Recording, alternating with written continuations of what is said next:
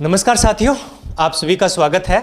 आज हम सामाजिक आंदोलन के तहत नारीवादी आंदोलन की चर्चा है वो मुख्य रूप से करने वाले हैं। नारीवादी आंदोलन से प्रश्न है वो पिछले 4-5 नेट की एग्जाम में और जो स्टेट की एग्जाम है उनमें पूछे जा रहे हैं। पिछली बार जो नेट हुआ था उसमें पूछा गया था, लहर से संबंधित प्रश्न पूछा गया था कि मी टू जो आंदोलन है वो किस लहर का है। इससे पहले एमपी टेट का जो एग्ज़ाम हुआ था उसमें पूछा गया था ब्लैक नारीवादी, श्वेत नारीवादी आंदोलन से। और इससे पहले नेट हुआ था उसमें पूछा गया था कि ये जो विभिन्न विचारधाराएं हैं इनको सही क्रम में करना है। जैसे ये अलग अलग विचारधाराएं हैं नारीवादी आंदोलन की, तो नंबर 1 सबसे पहले उदारवादी आंदोलन प्रारंभ हुए थे विचारधारा, फिर मार्क्सवादी, फिर रेडिकल, फिर अश्वेत और आजकल उत्तराधुनिक नारीवादी आंदोलन है वो चल रहे हैं। तो ये उनका सही क्रम है। तो आज इस क्लास में हम थोड़ी सी चर्चा है वो सामाजिक आंदोलन पे करेंगे। सामाजिक आंदोलन का अर्थ एवं परिभाषा, सामाजिक आंदोलन के प्रकार और सामाजिक आंदोलन के सिद्धांत, यानी सामाजिक आंदोलन है वो क्यों होते हैं, और फिर नारीवादी आंदोलन की प्रमुख लहरें, जो प्रमुख लहर है उनके बारे में चर्चा करेंगे, और विचारधाराएं कौन कौन सी है उन पे भी चर्चा करेंगे। तो एक नज़र है वो हम सामाजिक आंदोलन पे डाल लेते हैं कि सामाजिक आंदोलन किसे कहते हैं, ताकि हमें अच्छे तरीके से समझ में आ जाए कि नारीवादी आंदोलन क्या है। तो सामाजिक आंदोलन से पहले मैं आपको ये पूछना चाहूँगा कि आंदोलन किसे कहते हैं। आंदोलन किसे कहते हैं? आंदोलन का नाम सुनते ही हमारे दिमाग में क्रांति आ जाती है। 1857 की क्रांति, फ्रांस की क्रांति, रूस की क्रांति, मारपीट, खून खराबा, ये सब समझ में आता है। लेकिन जब मैं पढ़ाता हूँ तो बच्चों से पूछता हूँ कि आंदोलन किसे कहते हैं, तो वो सारी के सारी यही कहेंगे। लेकिन जब उनसे पूछते हैं कि हरित क्रांति आई थी तब उसमें कौन सा खून खराबा हुआ था, तो सामाजिक आंदोलन एक सामाजिक परिवर्तन की प्रक्रिया है। और अगर हम आंदोलन की बात करें तो किसी समूह के द्वारा, नंबर 1 किसी समूह के द्वारा विचारधाराओं के आधार पर, नंबर 2 विचारधाराओं के आधार पर, नंबर 3 संगठित होकर समाज में किसी परिवर्तन को लाने के लिए, किसी परिवर्तन को लाने के लिए या फिर उस परिवर्तन को रोकने के लिए जो नियोजित प्रयास किया जाता है उसे हम आंदोलन कहते हैं। तो परिभाषा आपको समझ में आ गई भी, किसी समूह द्वारा, किसी व्यक्तियों के समूह द्वारा संगठित होकर समाज के अंदर जो परिवर्तन लाना चाहते हैं या फिर किसी परिवर्तन को रोकना चाहते हैं तो उसे हम सामाजिक आंदोलन कहते हैं। तो इसमें अगर हम इसकी विशेषताओं की बात करें तो या तो परिवर्तन लाने के लिए होता है या परिवर्तन को रोकने के लिए सामाजिक आंदोलन होते हैं। तो कोई भी आंदोलन होता है उसके प्रत्युत्तर में कोई ना कोई आंदोलन होता है। जैसे कि राजा राम मोहन राय ने सुधारवादी आंदोलन प्रारंभ किए थे तो तत्कालीन पंडितों ने उसका विरोध किया था कि ये तो हिंदू धर्म के खिलाफ कर रहे हैं। जब इन्होंने सती प्रथा को रोका तो पंडितों ने उनका विरोध किया। तो वो विरोध करने वाली बात कौन सी हो गई थी? वो प्रति आंदोलन जिनको कहते हैं, यानी रोकने का प्रयास करना, तो वो भी एक आंदोलन होता है। तो परिवर्तन लाना या रोकना। नंबर 2 संगठन होगा। नंबर 3 विचारधारा। आंदोलन की कोई ना कोई विचारधारा अवश्य होती है। उस विचारधारा से प्रेरित होकर ही लोग आंदोलन को करते हैं। जैसे कि अभी हमारे देश के अंदर किसान आंदोलन चल रहा था, तो भारत के अंदर ज़्यादातर जो किसान आंदोलन है वो मार्क्सवादी विचारधारा से प्रेरित रहे हैं। किस रहे हैं? मार्क्सवादी विचारधारा से प्रेरित रहे हैं। और कोई ना कोई आंदोलन के अंदर नेतृत्व होना जरूरी है, नेता होना जरूरी है। तो ये इसकी प्रमुख विशेषता और विचारधारा यहाँ पे सबसे महत्वपूर्ण है। तो महिला आंदोलन में आज हम विचारधारा पे भी चर्चा अभी करने वाले हैं। अब क्या होता है, कक्षा 12 की एनसीईआरटी है उसका अंतिम लेसन है, उसमें आंदोलन के 2 प्रकार बताए गए हैं। वैसे तो बहुत सारे प्रकार हैं, महिला आंदोलन, पर्यावरणवादी आंदोलन, श्रमिक आंदोलन, किसान आंदोलन, तो अलग अलग प्रकार के आंदोलन है। लेकिन उसमें एक अलग ही प्रकार का वर्गीकरण किया गया है कि पुराने आंदोलन और दूसरे हैं नए सामाजिक आंदोलन। पुराने आंदोलनों से उनका तात्पर्य है कि जो वर्ग आधारित होते हैं, तो किसान है, श्रमिक है या पूंजीपति है, तो ये वर्ग आधारित जो आंदोलन है ये पुराने आंदोलन की श्रेणी में आते हैं। ये इनका दायरा है वो सीमित होता है और ये राजनीतिक दबाव के लिए भी आयोजित किए जाते हैं। जबकि नए आंदोलन है वो क्या है कि सामूहिक होते हैं। क्या होते हैं? सामूहिक होते हैं, विस्तृत होते हैं, बिना किसी दबाव के कार्य करते हैं। ये वर्ग आधारित नहीं होते हैं। तो महिला आंदोलन और जो पर्यावरणीय आंदोलन है, चिपको आंदोलन या एपिको आंदोलन, ये नए श्रेणी के आंदोलन में होते हैं। तो मैंने क्या कहा था कि आंदोलन है वो सामाजिक परिवर्तन की प्रक्रिया के तहत आते हैं, यानी आंदोलन से सामाजिक परिवर्तन होता है। लेकिन सभी प्रकार के सामाजिक परिवर्तन है वो सामाजिक आंदोलन नहीं है। यानी आंदोलन से परिवर्तन तो होता है लेकिन परिवर्तन से आंदोलन हो ये जरूरी नहीं है। तो ये सामाजिक आंदोलन की परिभाषा थी, इसकी विशेषताएं थी और ये वर्गीकरण का था। हम इनके सामाजिक आंदोलन के प्रकार और सिद्धांत पढ़ेंगे इस क्लास के अंत में। पहले हम नारीवादी आंदोलन पे चर्चा कर लेते हैं। आज की जो मुख्य क्लास है वो इन्हीं के लिए बनाई गई है, क्योंकि आजकल जितने भी एग्जाम आ रहे हैं और जो आएंगे उनमें नारीवादी आंदोलनों से प्रश्न पूछे ही जाएंगे। तो पहले एक शब्द आता है नारीवाद। नारीवादी आंदोलन है तो पहले चर्चा कर लेते हैं। आंदोलन पे तो हम चर्चा कर चुके हैं कि नारीवादी किसे कहते हैं, नारीवादी किसे कहते हैं, नारीवाद किसे कहते हैं। तो जीवन के प्रत्येक क्षेत्र में, जीवन के प्रत्येक क्षेत्र में, सभी क्षेत्रों के अंदर, किसी एक क्षेत्र में नहीं, सभी क्षेत्रों में पुरुषों के बराबर स्त्रियों के अधिकार के समर्थन को नारीवादी कहा जाता है। और इस प्रकार के लोगों को नारीवादी कहा जाता है। इस विचारधारा को नारीवाद कहा जाता है, जिसमें इस पुरुषों के समान ही स्त्रियों के अधिकार देने की पैरवी की जाती है। अब एक शब्द और आता है जब हम नारीवादी आंदोलन की चर्चा करते हैं, तो सेक्स और जेंडर, सेक्स और जेंडर। तो जितने ये आंदोलन है वो जेंडर की अवधारणा से प्रेरित है। जितने भी नारीवादी आंदोलन हैं वो किसकी अवधारणा से प्रेरित है? जेंडर की।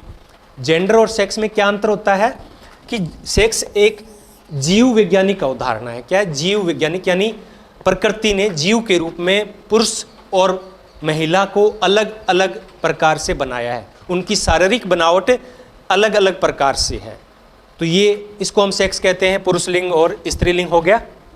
जेंडर, तो जेंडर क्या है? यह एक समाज वैज्ञानिक अवधारणा है।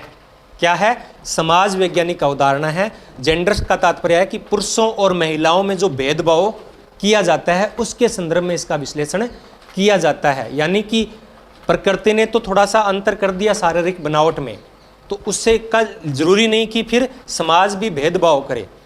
लेकिन समाज क्या करता है कि स्त्रियों को हमेशा दोयम दर्जे का समझा जाता रहा था। अब तो नहीं जाता है, अब तो बराबर या 1/3 तो कम से कम उनको आरक्षण मिलता ही जा रहा है। लेकिन पहले की ये बात की जा रही है, जब आंदोलन शुरू हुआ था, तो उदारवादी आंदोलन हुआ था, तो उस समय तो महिलाओं की स्थिति बहुत ही निम्न स्तरीय थी, दलितों के समान उनकी स्थिति थी। उनको केवल बच्चे पालने और उनके पालन पोषण तक ही सीमित रखा जाता था। उनको किसी प्रकार का कोई अधिकार नहीं था। लेकिन जैसे जैसे बढ़ते जा रहे हैं तो महिलाओं को अधिकार बढ़ते जा रहे हैं। लेकिन आज भी हम नहीं कह सकते कि पूर्ण समानता आ गई है। अगर हम उदाहरण ले तो आज भारतीय जो राजनीति है उनमें 5 या 7% महिलाएं हैं। अगर पंचायती राज को छोड़ दें तो अधिकतम 10% से ज़्यादा किसी भी राज्य में महिलाओं का प्रतिनिधित्व नहीं है। तो अभी भी समानता के लिए कुछ आगे बढ़ना है। तो नारीवादी है वो जेंडर के कारण मानते हैं कि उनका शोषण है वो हो रहा है। नारीवादी आंदोलन किसे कहते हैं? नारीवाद हो गया, आंदोलन हो गया, तो अब क्या है? तो स्त्रियों की स्थिति में सुधार या पुरुषों के समान अधिकार के लिए किए गए आंदोलन को नारीवादी आंदोलन की या महिलावादी आंदोलन की श्रेणी में रखा जाता है। और नारीवादी आंदोलन की जो शुरुआत है, सबसे पहले नारीवादी आंदोलन की शुरुआत है, उसकी जो नींव रखी थी वो किसने रखी थी? वो 1792 के अंदर मेरी वोलेस्टनक्राफ्ट ब्रिटिश है। इन्होंने, इनकी पुस्तक है a vindication of rights of women, यानी हिंदी में कहेंगे नारी अधिकारों की प्रमाणिकता से नारीवादी आंदोलन की नींव थी वो पड़ी थी। लेकिन आप ये सोचते होंगे कि पुस्तक लिख दी और नारीवादी आंदोलन है वो फैल गया, तो ऐसा नहीं होता है। उसका प्रभाव कुछ साल बाद में आता है। तो इनका प्रभाव भी बाद में आया जब दुनिया के अंदर नारीवादी आंदोलन की पहली लहर शुरू हुई। तो ये महत्वपूर्ण है। 1792 के अंदर मेरी वॉलस्टनक्राफ्ट की रचना a vindication of rights of woman से नारीवादी आंदोलन की शुरुआत है वो मानी जाती है। नारीवादी आंदोलन की जो लहर है उनसे पहले हम इनकी विचारधाराओं पे चर्चा कर लेते हैं। विचारधाराएं और लहर कुछ कुछ समान भी है और कुछ कुछ असमान भी है। अगर हम उदारवादी विचारधारा को कहें तो इसको हम नारीवादी आंदोलन की प्रथम लहर कह सकते हैं। यानी जो प्रथम लहर थी उनकी विचारधारा क्या थी? उनकी विचारधारा उदारवादी थी। उदारवादी कौन होता है? कि जो बड़े उदार तरीके से अपनी मांगों को रखता है। तो ये पहली लहर थी, इसकी भी चर्चा करेंगे हम। तो वे अपने कानूनी और राजनीतिक अधिकार प्राप्त करने का समर्थन करते हैं और वो भी कानूनी तरीके से। तो मेरी वॉलस्टनक्राफ्ट हो गया, J.S. मील, इनकी पुस्तक थी subjection of women, subjection of women. इन्होंने 1869 के अंदर महिला मताधिकारों का समर्थन किया था ब्रिटेन के अंदर। कहाँ? ब्रिटेन के अंदर, सब्जेक्शन ऑफ वीमेन।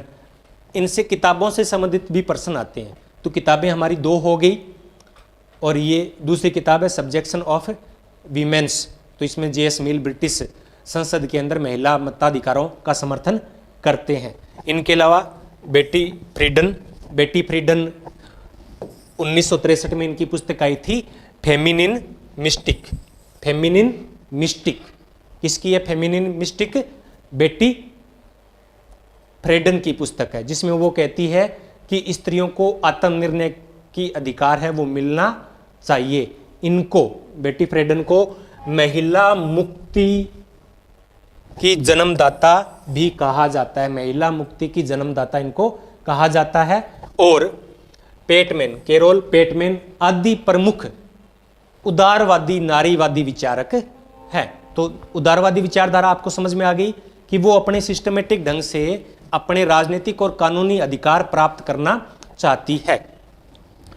इसके विरोध में आती है आमूलचूल परिवर्तनवादी या रेडिकलवादी।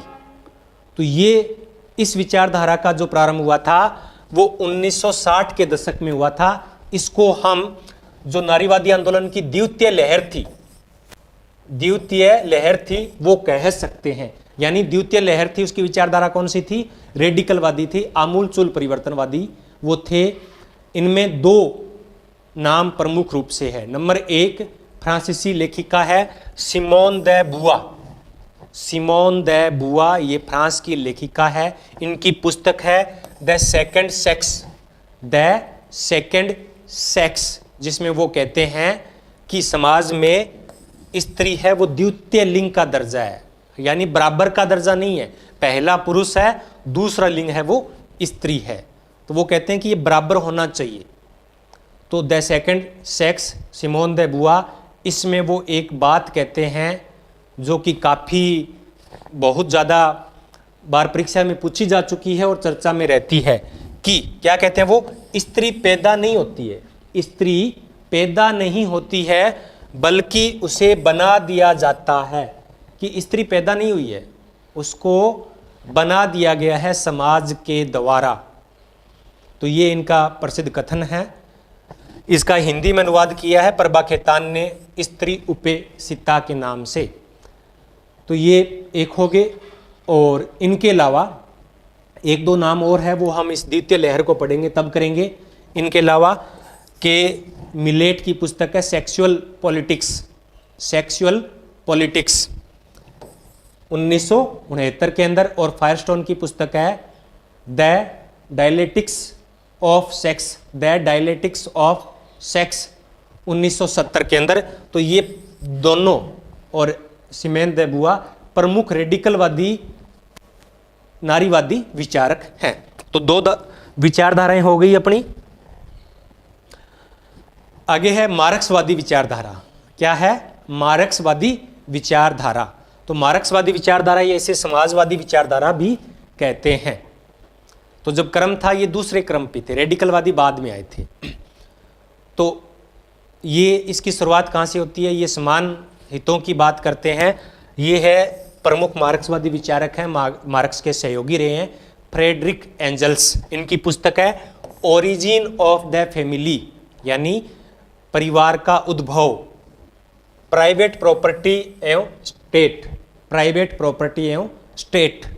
तो ये महिलाओं को कहते हैं कि प्राइवेट प्रॉपर्टी की तरह रखा है पुरुषों ने इस पुस्तक में। तो ये 1884 में, वो 1792 में थी जो उदारवादी आंदोलन था, ये 1884 में आ गए। और जो रेडिकलवादी है वो कब है? 1960 के दशक में। तो ये दूसरे नंबर पे ये है, तीसरे नंबर पे रेडिकलवादी है।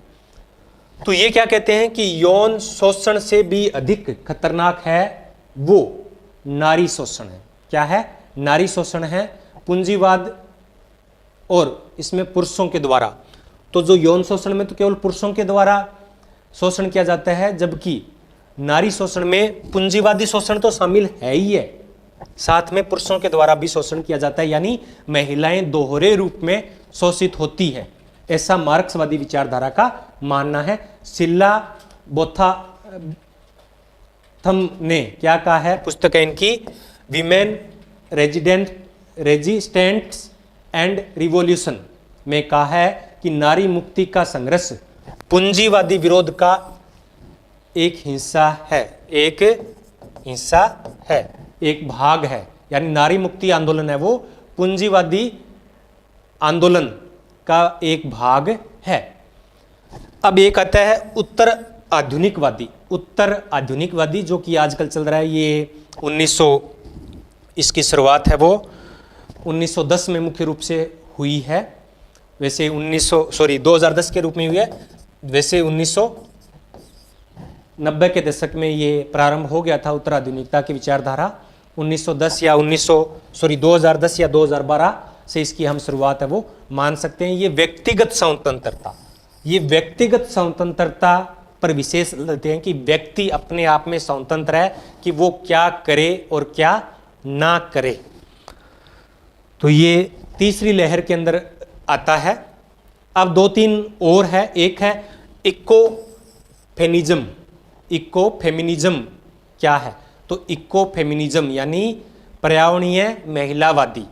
तो ये क्या कहते हैं? ये कहते हैं कि पर्यावरण संकट और महिलाओं का संकट यानी महिलाओं के अवमूल्यन में समानता है, दोनों का ही क्या है शोषण है वो किया जा रहा है, दोनों में वो समान रूप से इसको देखते हैं। फ्रेकोइस डी यूबोन को प्रमुख इको फेमिनिज्म कहा जाता है। भारत के अंदर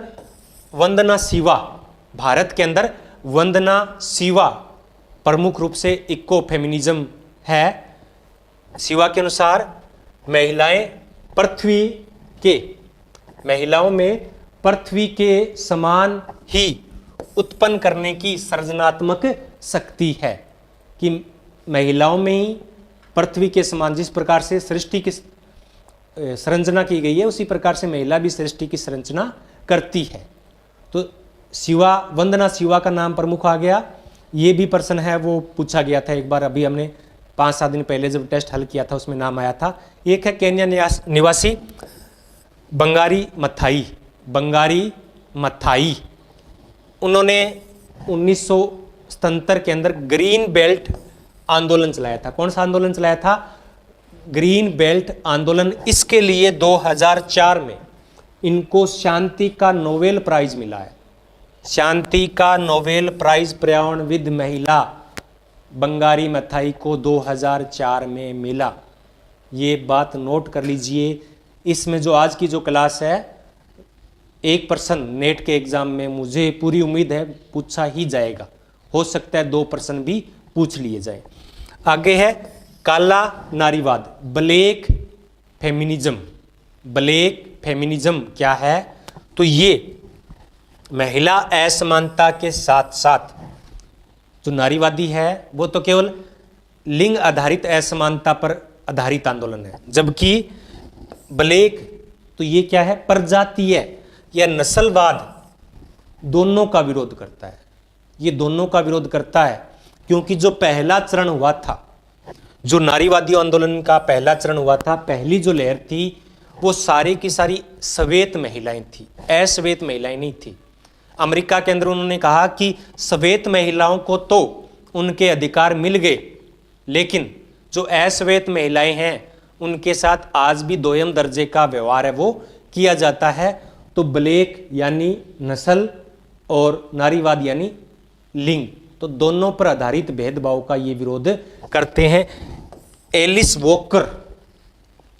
वॉकर इसकी प्रमुख विचारक हैं। इन्होंने कहा कि अश्वेत महिलाओं का शोषण है वो अधिक हुआ है, और ये मुख्य रूप से महिला जो आंदोलन की दूसरी लहर थी उसके अंदर ये उभर कर आया था।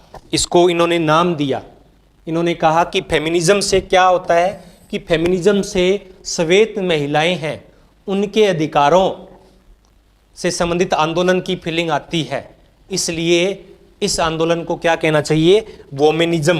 क्या कहना चाहिए, वोमेनिज्म कहना चाहिए। तो ब्लैक वोमेनिज्म, तो वोमेनिज्म का उदाहरण किससे है, नस्लवाद से है, कलर के साथ है इसका संबंध। वुमिनिस्ट, इसको हम हिंदी में कहेंगे वुमिनिस्ट के सिद्धांत, और प्रमुख है एलिस वॉकर। तो ये प्रमुख विचारधाराएं थी। अब हम इनके चरणों पे चर्चा करेंगे। चरण से प्रश्न है वो पूछे हैं, वो आजकल जा रहे हैं।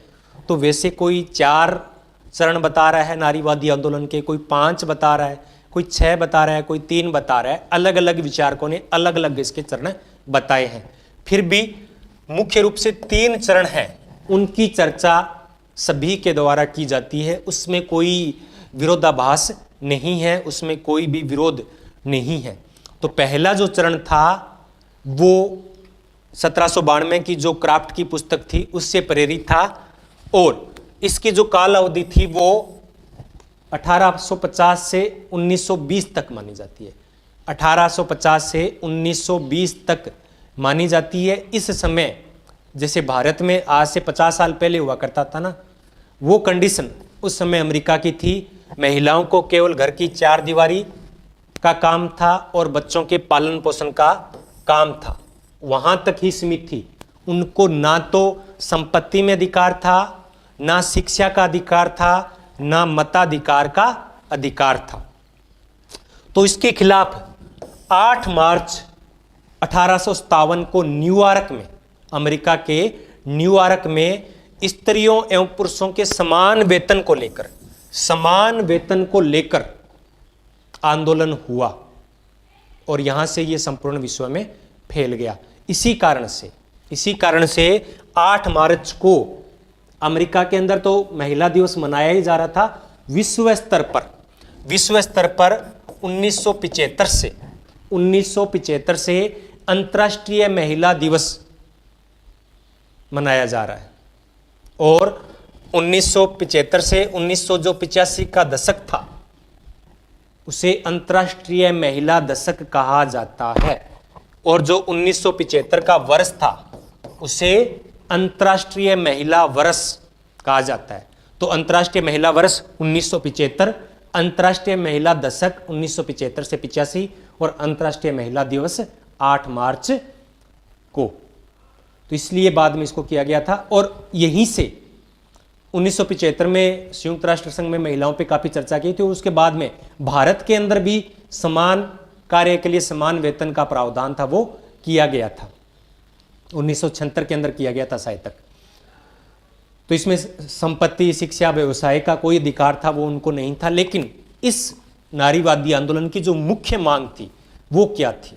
और भी मांगें थी, तो एक मांग मुख्य होती है। जैसे कि अभी हमने किसान आंदोलन देखा, मैं तो एक मार्क्सवादी विचारधारा से प्रेरित रहा था और कॉलेज के टाइम कई आंदोलन में थोड़ा बहुत भाग भी लिया था। तो उसकी कोई ना कोई मुख्य मांग होती है, और उसके साथ कोई ना कोई मांग है वो और अटका दी जाती है। तो क्या होती है, सरकार को भी पता, उनको भी पता होता है कि हो सकता है मुख्य मांग ना मानी जाए, तो साथ वाली मांग है वो मांग ली जाए। तो अब मुझे याद नहीं आ रहा है, हमारे जो किसान आंदोलन हुआ था उसमें 5 या 6 मांग रखी गई थी। तो सरकार ने 1-2 मांग को छोड़कर बाकी मांग है वो स्वीकार कर ली थी, और बाद में तो सारी की सारी मांगे हैं वो स्वीकार कर ली थी। तो ये होते हैं कि उसके साथ तो उनका मुख्य मांग क्या था? मताधिकार था। मतदान करने का अधिकार महिलाओं को नहीं था। अमेरिका कब आजाद हुआ था? अमेरिका कब आजाद हुआ था? 1700 कब हुआ था? 1779 में हुआ था शायद, तक मुझे याद आ रहा है जहां तक, तब आजाद हुआ था। लेकिन उनको जो मताधिकार था, जो इस प्रथम चरण के आंदोलन की मुख्य मांग थी, वो मिला था बाद में 26 अगस्त 1920 को। 26 अगस्त 1920 को, इतने सालों बाद अमेरिका जो अपने आप को महिला अधिकारों का और मानवाधिकारों का कहता है कि मैं वो हेड हूं उसका, उसने इतने सालों बाद जाकर महिलाओं को मतदान करने का अधिकार दिया था। उससे पहले तो न्यूजीलैंड ने 1893 में ही महिलाओं को मतदान का अधिकार दे दिया था, और ऐसा करने वाला न्यूजीलैंड दुनिया का पहला देश था जिसने महिलाओं को सार्वभौमिक वैश्विक मताधिकार प्रदान किया। और 1927 के अंदर ब्रिटेन के अंदर महिलाओं को मतदान करने का अधिकार मिला था। तो ये प्रथम लहर है, इसकी मांग ये थी, और मुख्य मांग मताधिकार की थी। 1920 में ये मांग मान ली गई, और प्रथम लहर है वो 1920 में समाप्त मान ली गई। अब क्या होता है कि 1920 में मांग तो मान ली गई, लेकिन प्रथम विश्व युद्ध के बाद में फिर विश्व में बहुत ज़्यादा उथल पुथल रहा था। फिर द्वितीय विश्व वर्ल्ड वार हो गया था, फिर दुनिया के देशों को आज़ादी मिलना शुरू हुई थी। तो उस समय कोई विशेष नारीवादी आंदोलन उभर कर नहीं आया था। जो नारीवादी आंदोलन की दूसरी लहर थी, उसकी शुरुआत 60 के दशक में माना जाता है। 60 के दशक में, और ये मुख्य रूप से रेडिकलवादी आंदोलन था। तो हमने चर्चा की थी ना, रेडिकलवादी बनाम द्वितीय लहर। तो ऐसा जरूरी नहीं है कि सारे के सारे जो द्वितीय चरण में थे वो सारे के सारे रेडिकलवादी थे। हो सकता है उनमें कुछ उदारवादी भी हो, और उदारवादी आंदोलन में कोई जरूरी नहीं है कि सारे के सारे उदारवादी, हो सकता है कोई रेडिकलवादी हो प्रथम लहर के अंदर भी। तो ये क्या है? ये बड़ा महत्वपूर्ण है, बड़ा ही मार्मिक आंदोलन है द्वितीय लहर रेडिकलवादी। और इसने, मैं कोई यहाँ टिप्पणी तो नहीं करूँगा, लेकिन ये क्या है कि पितृसत्ता और नारी प्रतीकों को उखाड़ फेंकने की पैरवी कर रहा था। ये जो भी नारी है, वैसे तो प्रकृति ने जब समान दे दिया है, लेकिन क्या करते हैं, नारी के अंदर बड़ा ही विचित्र स्थिति पैदा कर दी जाती है। पता नहीं ये समाज के द्वारा कब से की गई है कि उनको घूंघट में रखना, कान, बाल, नाक, बड़ी बड़ी चुटिया बना के रखना, यानी उनको अलग ही नेचर के अंदर ढाल दिया। तो ये प्राकृतिक तो नहीं है, ठीक है, शारीरिक बनावट है वो प्राकृतिक है, लेकिन ये तो बनावट नहीं है कि जो महिला है वो चोटी रखेगी। पुरुष भी रख सकते हैं, पुरुष तो एक भी नहीं रखते हैं। महिला घूंघट रखती है, पुरुष भी रख सकते हैं, लेकिन एक भी नहीं रखता है। कान और नाक के अंदर बाले और कान बालियां है, ये तो महिला रखती है, पुरुष नहीं रखते हैं। तो सौंदर्य के नाम पे अनेक चीजें इन पे जो महिला का प्रतीक बन चुकी थी। तो इस द्वितीय लहर के अंदर उन प्रतीकों को उखाड़ फेंकने की पैरवी की। भी पुरुष और महिला में कोई अंतर नहीं है, महिलाएं बिल्कुल पुरुष की तरह ही रहेगी। तो इसका एक कथन आता है कि जो व्यक्तिगत है वही राजनीतिक है, जो व्यक्तिगत है वही राजनीतिक है। तो इसमें सिमोन दे बुआ प्रमुख विचारक माने जाते हैं रेडिकलवादी। और दूसरा नंबर आता है, एक कथन आता है कि जो व्यक्तिगत है वही राजनीतिक है, जो व्यक्तिगत है वही राजनीतिक है। इस कथन का क्या मतलब होता है? इसका अर्थ ये लिया जाता है कि जो महिलाओं की व्यक्तिगत समस्या है उसका कारण राजनीतिक है। अगर राजनीतिक महिलाओं की व्यक्तिगत समस्याओं को हल नहीं कर सकती तो राजनीति को भी छोड़ दो, पुरुषों को छोड़ दो। तो इस प्रकार की ये रेडिकलवादी विचारधारा है वो करती है। तो ये स्त्रियों पर पुरुषों के प्रभुत्व का विरोध करती है और उसे चुनौती देती है कि नहीं, हम आज के बाद पुरुषों का जो प्रभुत्व है उसको स्वीकार नहीं करेंगे।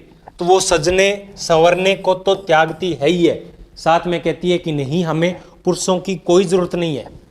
यहां विवाह करें या ना करें वो उनकी चॉइस है, बच्चे पैदा करें या ना करें वो उनकी चॉइस है।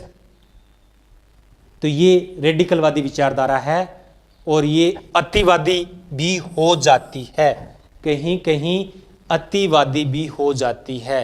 ये कहते हैं कि स्त्रियों के साथ विवाह कर ले, पुरुषों की कोई आवश्यकता नहीं है। इस वजह से कुछ लोग हैं वो इस आंदोलन से अपने आप को अलग कर लेते हैं। तो ये प्राचीन व्यवस्था को समाप्त कर, जो कि पुरुष प्रभुत्वशाली है, उसके स्थान पे नए संस्कार और नए मूल्यों का सर्जन करती है।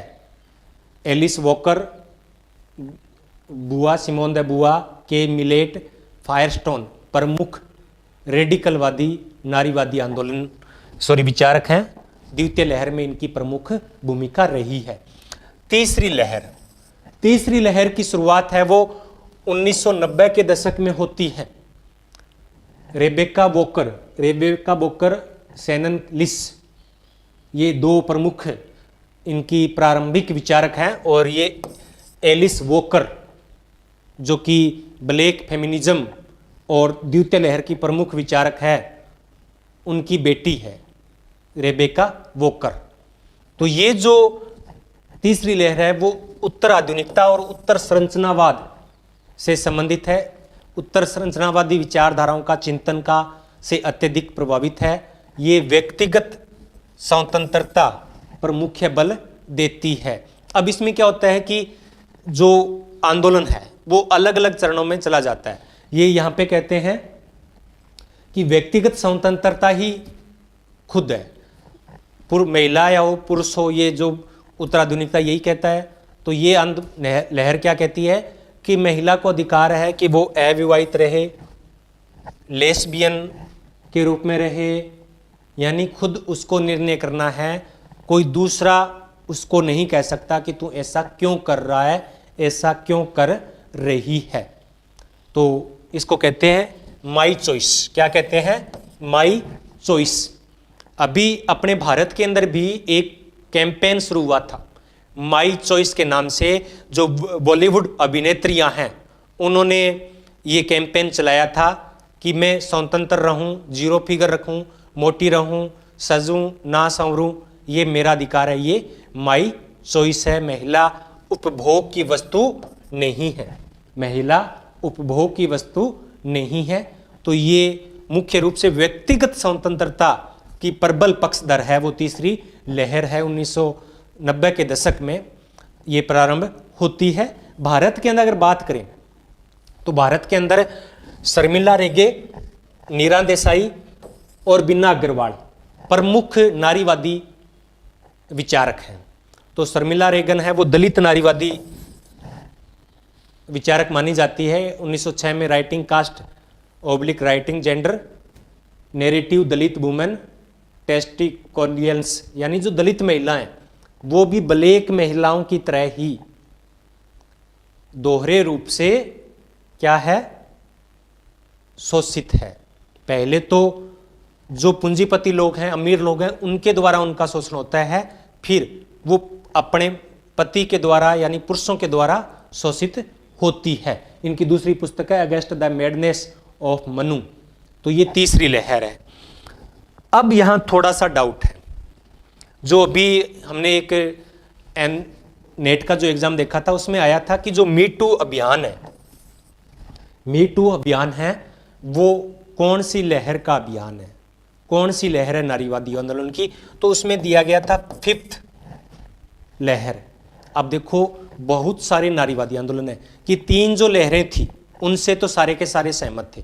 चौथी लहर, पांचवी लहर, इनसे कुछ सामाजिक विचारक सहमत हैं, कुछ नहीं हैं। अब क्या होता है कि ये जो पेपर बनाते हैं नेट का, ये बहुत हाई लेवल के जो प्रोफेसर्स हैं वो बना रहे हैं। तो वो क्या करते हैं, उन्होंने किसी थिंकर को पढ़ा और उसमें से चुना और पेपर बना दिया। हो सकता है कि दूसरा समाजशास्त्री उससे सहमत हो या ना हो। तो ये जो मी टू आंदोलन है वो उसमें 5th बताया गया था। मुझे नहीं पता बाद में डिलीट हुआ या नहीं हुआ, लेकिन हो सकता है किसी एक दो थिंकर ने कहा होगा कि चौथी लहर के बाद में ये 5वीं लहर है वो चल रही है, लेकिन इस पे अभी कोई सर्वसहमति नहीं है। जो ये मीटू आंदोलन है उसको चौथी लहर के रूप में देखा जाता है। 2012 के आसपास हुई थी, जब महिलाएं अपने खिलाफ यौन उत्पीड़न हुए थे, उनके खिलाफ प्रखर खुलकर मीडिया के सामने आई और अपने साथ हुए अन्याय के लिए न्याय की मांग उन्होंने की। ये अमेरिका या वेस्टर्न देशों में शुरू हुआ था और बाद में भारत में भी आया था। भारत में एक बॉलीवुड अभिनेत्री है, उन्होंने नाना पाटेकर पर इस आंदोलन के तहत आरोप लगाए थे और उसके बाद में और बहुत सारी महिलाएं सामने आई कि हमारे साथ भी, मीटू यानी मेरे साथ भी इस प्रकार की यौन उत्पीड़न की घटनाएं हैं वो हुई है। और बॉलीवुड के अंदर तो ये देखा ही जाता है, जिसमें कई बार आरोप भी लगते हैं कि बाहर से इस प्रकार की महिलाएं जाती है तो उनके साथ इस प्रकार की घटनाएं हैं वो आम बात है। उसको बहुत सारे महिलाएं हैं, अभिनेत्रियां हैं, उन्होंने स्वीकार भी किया है। और इसी के तहत कार्यस्थल पर महिलाओं का यौन उत्पीड़न है उसको भी रखा जाता है। और 1913 के अंदर, इसी लहर के बाद 1913 के अंदर भारत के अंदर एक कानून बना महिलाओं से संबंधित। कौन सा कानून बना था? महिलाओं के खिलाफ, कार्यस्थल पर महिलाओं के खिलाफ यौन उत्पीड़न, कार्यस्थल पर महिलाओं के खिलाफ यौन उत्पीड़न। ये सुप्रीम कोर्ट की लाइन थी, विशाखा गाइडलाइन, विशाखा गाइडलाइन, जिसको पूरा करने के लिए ये कानून बना था, कार्यस्थल पर महिलाओं का यौन उत्पीड़न। विशाखा एक एनजीओ है जिसने राजस्थान के अजमेर के अंदर 1995 या 93 के अंदर एक महिला के खिलाफ गैंगरेप की घटना हुई थी, उसका विरोध किया था किसी महिला ने, तो उसको भी अत्याचार पूर्वक मार दिया गया। तो उसकी बात को रखे विशाखा एक एनजीओ है, उसने सुप्रीम कोर्ट में मांग रखी थी। तो ये हमारी प्रमुख लहरें हो गई। कुछ और है, न्यूयॉर्क रेड स्टॉकिंग्स घोषणा पत्र महत्वपूर्ण है। 1969 में ये शायद लेस्बियन से जो समुदाय है उससे संबंधित है। जी ग्रीर द फीमेल यूंच इनकी पुस्तक है, 1970 के अंदर ये लिखी गई थी, द फीमेल लूंच। मिचेल की है वुमन स्टेट द लोगेस्ट रिवॉल्यूशन। और बी हुक्स की पुस्तक है फेमिनिस्ट थियरी, 1984 के अंदर ये पुस्तक है वो लिखी गई है। तो ये पुस्तकें भी, तो आपने देखा होगा हमने कम से कम लगभग 12 या 13 पुस्तकें यहाँ पे चर्चा की है। तो ये पुस्तकों के नाम आपको पता होना चाहिए, इनसे भी प्रश्न है वो पूछे जाते हैं। एक प्रश्न मैं कह रहा हूँ कि नेट के अंदर पूछा ही जा रहा है कई सालों से, तो ये टॉपिक हमें बहुत ही अच्छे तरीके से इसको नोट करके रखना है। तो ये तो हो गई महिलावादी आंदोलन की। अब है कि भारत में महिलावादी आंदोलन हुआ या नहीं हुआ। तो भारत में जो वैश्विक महिला आंदोलनवादी आंदोलन है उनका कोई विशेष प्रभाव नहीं है, और ना ही भारत के अंदर महिलावादी आंदोलन है वो बहुत ज़्यादा उभर कर आए हैं। फिर भी अगर हम इसको बात करें तो इसको भी कई चरणों में कहते हैं। पहला जो चरण है वो बताते हैं कि 1915 के अंदर हुआ, तो उसमें कम से कम ये मान के चल सकते हैं कि पुरुष थे। राजा राम मोहन राय ने सती प्रथा के खिलाफ, फिर दयानंद सरस्वती ने, ज्योतिबा फुले ने, उनकी पत्नी थी सावित्रीबाई फुले, उन्होंने काफ़ी प्रयास किया महिलाओं के लिए। तो जो कानूनी रूप से पुनर्विवाह की बात है, सती प्रथा को रोकने की बात है, या और कोई बातें हैं, बाल विवाह की बातें हैं, हरविलास शारदा वाला एक्ट था। तो ये जो आंदोलन थे, ब्रह्म समाज, आर्य समाज, ये पहले चरण के आंदोलन माने जाते हैं। दूसरा चरण है वो 1915 के बाद में प्रारंभ होता है, जिसमें श्रमिक आंदोलन, स्वतंत्रता आंदोलन में महिलाओं ने बढ़ चढ़कर भाग लिया था। और इस दौरान कुछ महिला संगठन भी बने थे, जैसे कि विमेंस इंडिया एसोसिएशन, 1917 के अंदर। इनकी शॉर्ट फॉर्म है वो पूछी जा सकती है, women's WIA, all India women's conference, all India women's conference AIWC, इसकी स्थापना हुई थी 1927 के अंदर, तो ये दूसरी लहर के अंदर ये माना जाता है। और तीसरी जो लहर है वो आज़ादी के बाद मानी जाती है, मुख्य रूप से 1970 के दशक में जो विश्व के दौरान रेडिकलवादी आंदोलन हो रहे थे, उनमें भी भारतीय महिला आंदोलन कुछ प्रारंभ हुए थे। इस दौरान ही भारत में भी महिलाओं को समान वेतन और समान अधिकार, उनके जो प्रसूति अवकाश है उन पर, यानी इस दौरान काफ़ी कुछ महिलाओं के लिए संवैधानिक तौर पे प्रावधान थे वो किए गए थे। इसमें नेशनल कमीशन फॉर वीमेंस, राष्ट्रीय महिला आयोग 1992 में भी शामिल है। तो ये अपना महिलावादी आंदोलन है। अब हम सामाजिक आंदोलन के सिद्धांत और इसके प्रकार पे चर्चा कर लेते हैं। ये जो मैंने उठाया है वो कक्षा 11-12 की एनसीईआरटी से उठाया है। तो जिसके अगर किसी के सामाजिक आंदोलन टॉपिक है, जैसे कि एमपी टेट में, किस में है, एमपी टेट में सामाजिक आंदोलन का टॉपिक है, तो उनके लिए ये महत्वपूर्ण है। तो आंदोलन क्यों होते हैं? एक है सापेक्षिक वंचन का सिद्धांत। महिलाओं ने आंदोलन क्यों किया? कि वो पुरुषों से वंचित महसूस कर रही थी, यानी सापेक्ष रूप से वंचित महसूस कर रही थी, इसलिए उन्होंने आंदोलन किया। स्टाउफर, नाम याद आया स्टाउफर से कुछ? स्टाउफर ने सापेक्षिक वंचन के आधार पर संदर्भ समूह की बात की थी, शायद 1949 के अंदर, शायद तक 1949 के अंदर इनकी पुस्तक थी द अमेरिकन सोल्जर्स। तो इन्होंने कहा कि जब सापेक्षित रूप से कोई वंचित महसूस करता है, यानी अपने आसपास के समूह में वो खराब स्थिति में पाता है, तो वो क्या करता है, आंदोलन करता है। लेकिन इसकी आलोचना भी की जाती है कि जब सापेक्षिक वंचन महसूस करता है उसके बाद भी आंदोलन नहीं होते हैं। जैसे भारत की बात है, तो भारत में अभी तक कोई महिलावादी आंदोलन है वो विशेष रूप से प्रबल नहीं है। एक है विवेकी सिद्धांत। क्या है विवेकी सिद्धांत? ये मनकर ओल्सन ने दिया। किसने दिया? मनकर ओल्सन ने। The logic of collective action, logic of collective action, सामूहिक क्रिया। तो इसमें वो कहते हैं कि तभी लोग भाग लेते हैं आंदोलन में जब उनका जोखिम कम हो जाता है, विवेक काम करता है उनका। वो सोचते हैं कि लाखों की भीड़ है, किसी को क्या पता चलेगा कि मैं कौन हूं, और इस प्रकार के विवेक से वो आंदोलन में भाग लेते हैं। अगर उनको पता चल जाए कि आपका नाम आएगा तो वो कभी नहीं जाएगा। तो ये विवेकी सिद्धांत है, ओल्सन ने दिया था लॉजिक ऑफ कलेक्टिव एक्शन के अंदर। आगे संसाधन गतिशीलता का सिद्धांत, ये मैकार्थी एवं जेल्ड ने दिया।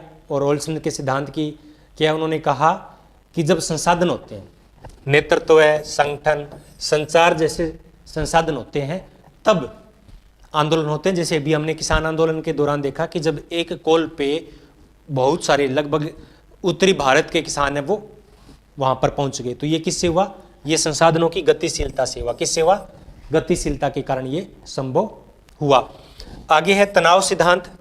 तनाव सिद्धांत स्मेल्सर का है, 1962 में दिया। ये संरचनात्मक प्रकारवादी दृष्टिकोण अपनाता है और ये कहता है कि समाज की संरचना के अंदर ही व्यक्ति जब तनाव आ जाता है, यानी अनोमी वाली बात यहाँ पे की जा रही है, स्मेलर ने ये कहा है।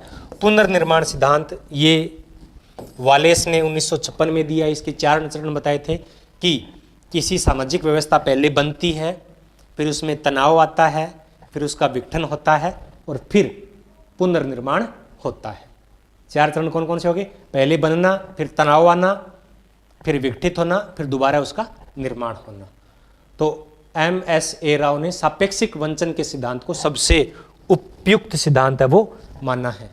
अब आगे है सामाजिक आंदोलन के प्रकार। क्या है? सामाजिक आंदोलन के प्रकार, यानी सामाजिक आंदोलन कितने प्रकार के होते हैं? तो वैसे बहुत सारे प्रकार होते हैं।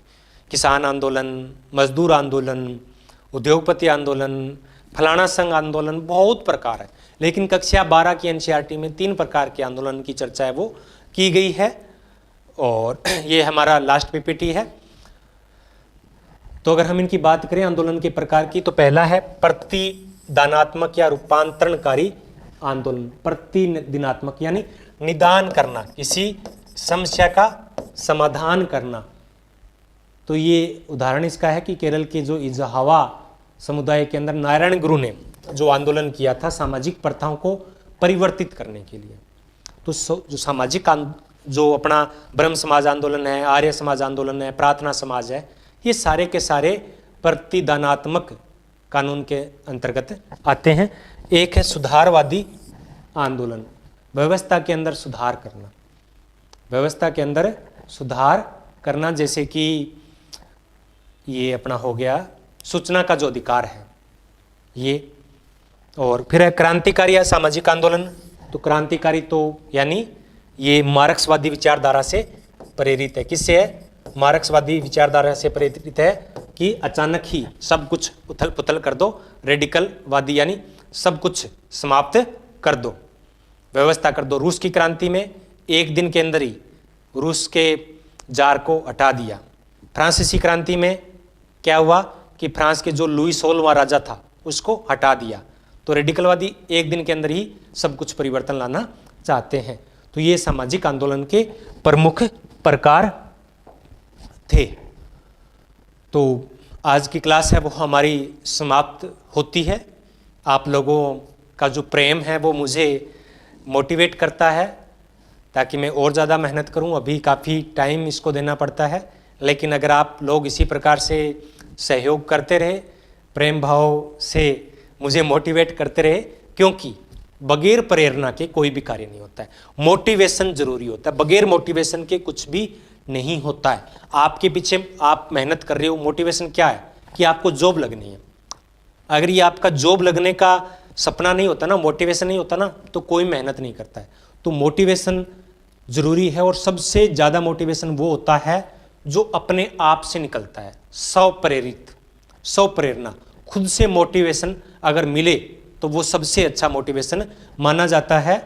तो अगर आप मेहनत करेंगे, मोटिवेशन आपका अगर स्वप्रेरित होकर मेहनत करेंगे, तो दुनिया की कोई भी ताकत आपको प्राप्त करने से कुछ भी रोक नहीं सकती है। अभी जब पीछे कल हम यूजीसी नेट का जो पेपर देख रहे, तो मुझे लगा कि बहुत ज़्यादा हाई लेवल का पेपर है, लेकिन अगर मैं अभी उसके अनुकूल मेहनत करूँगा तो ये पेपर मुझे बिल्कुल ईजी लगने लग जाएगा। तो पहले जब हम साइकिल चलाना सीखते हैं तो कितना मुश्किल होता है, और बाद में कितना आसान हो जाता है। तो मोटिवेशन ज़रूरी है। आप लोग मुझे मोटिवेट करते रहिए और अपने आप को मोटिवेट करते रहिए, इससे आप प्रेरित होकर और अधिक मेहनत करेंगे। तो ये बात सब पे लागू होती है। तो जो मेहनत करेगा उसको फल मिलेगा। गीता में यही तो कहा है ना कि जैसा और जितना कर्म करेंगे वैसा और उतना फल अवश्य मिलेगा, दुनिया की कोई ताकत उसे रोक नहीं सकती।